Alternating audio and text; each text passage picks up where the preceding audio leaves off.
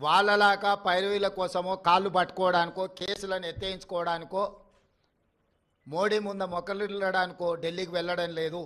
కేంద్ర ప్రభుత్వాన్ని అవసరమైతే నిలదీసైనా రాష్ట్ర ప్రభుత్వానికి రావాల్సిన నిధులు అనుమతులను తెచ్చుకోవడానికే మేము ఢిల్లీ పర్యటన చేస్తున్నాము. ఎవరి కాల్లో పట్టుకోవడానికో కేసుల నుంచి తప్పించుకోవడానికో గవర్నర్ నుంచి అనుమతి ఇవ్వకుండా ఆపుకోవడానికో మా ప్రయత్నం కాదు. వాళ్ళకి నేను సూచన చేస్తున్నా, మీరు 10 సంవత్సరాలు నిర్లక్ష్యం చేయడం వల్ల రాష్ట్రానికి తీరని అన్యాయం జరిగింది.